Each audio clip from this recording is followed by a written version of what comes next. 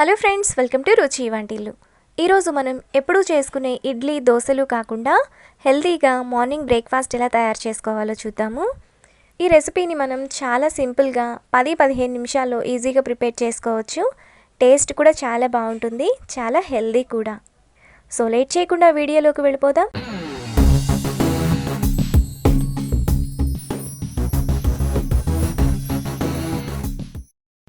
ముందుగా కుక్కర్లో ఒక చిన్న గ్లాసు పెసలు,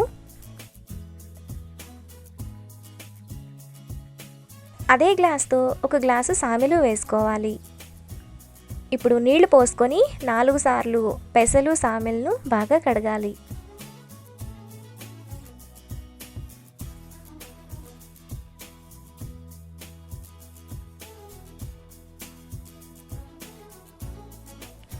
ఇలా కడిగిన తర్వాత అందులో 8 గ్లాసులు నీళ్లు పోసుకోవాలి. పెసలు సామెలను ఏ గ్లాస్తో తీసుకున్నామో అదే గ్లాస్తో నీళ్ళని పోసుకోవాలి. 8 గ్లాసులు అయితే మనకు కరెక్ట్గా ఉడికిపోతుంది. మీరు సామెల్ ప్లేస్లో కొర్రలు లేదా అరికెల్ని కూడా వేసుకోవచ్చు.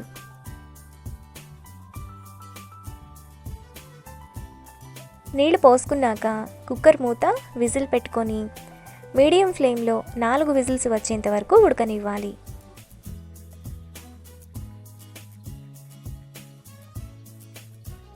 కుక్కర్ విజిల్స్ వచ్చి ప్రెషర్ పోయిన తర్వాత మనకు ఈ విధంగా మెత్తగా ఉడికిపోతుంది. ఇప్పుడు గరిటతో ఒకసారి లైట్గా కలుపుకోవాలి. మరీ ఎక్కువగా కలపకండి, చల్లారితే ఇంకా గట్టిపడుతుంది.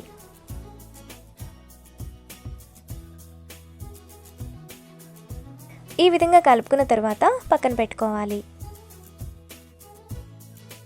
ఇప్పుడు ప్యాన్లో 2 టేబుల్ స్పూన్లు నెయ్యి వేసుకోవాలి. నెయ్యి వేడైన తర్వాత 1 టేబుల్ స్పూన్ జీడిపప్పు వేసుకొని ఫ్రై చేసుకోవాలి.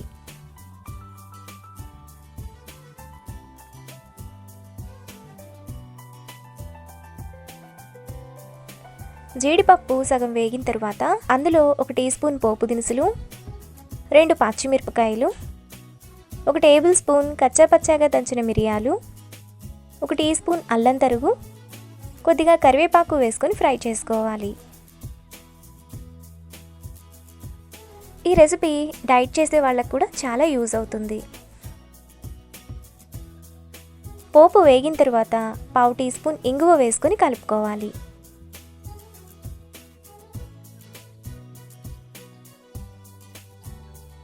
మనకు పోపంతా వేగిన తర్వాత పొంగల్లో వేసుకోవాలి.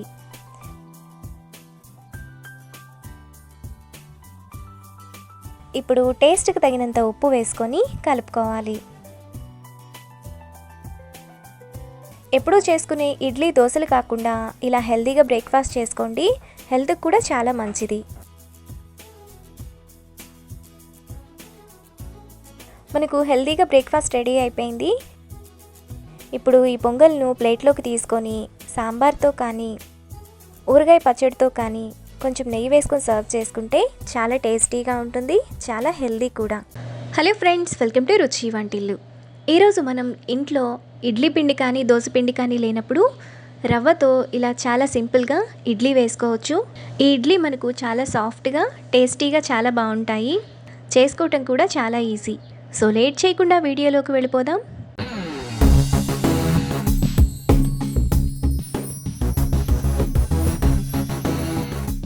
ముందుగా రవ్వ ఇడ్లీ చేసుకోవడానికి స్టవ్ మీద ప్యాన్ పెట్టుకొని అందులో 1 టేబుల్ స్పూన్ ఆయిల్ వేసుకోవాలి.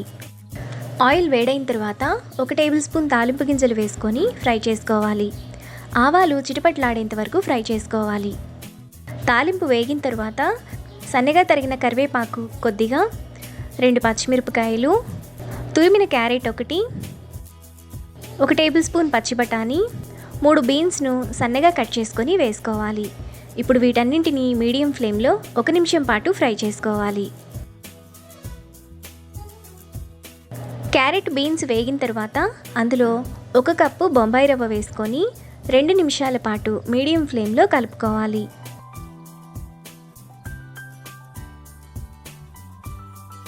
రవ్వను ఇలా కలుపుకున్న తర్వాత స్టవ్ ఆఫ్ చేసుకొని కొద్దిగా చల్లారనివ్వాలి. ఇప్పుడు రవ్వలో టేస్ట్కి తగినంత ఉప్పు, 1 టీ స్పూన్ వంట సోడా, 1 కప్పు పెరుగు, తరిగిన కొత్తిమీర కొద్దిగా, 1/2 కప్పు నీళ్లు పోసుకొని బాగా కలుపుకోవాలి. మనం రవ్వ ఏ కప్పుతో తీసుకున్నామో పెరుగును కూడా అదే కప్పుతో తీసుకోవాలి. ఇలా కలుపుకున్న తర్వాత మూత పెట్టి 10 నిమిషాల పాటు పక్కన పెట్టుకోవాలి. 10 నిమిషాల తర్వాత రవ్వ పెరుగుని అబ్జార్బ్ చేసుకొని కొంచెం గట్టిగా అవుతుంది. ఇప్పుడు మరో 1/2 కప్పు నీళ్లు పోసుకొని కలుపుకోవాలి.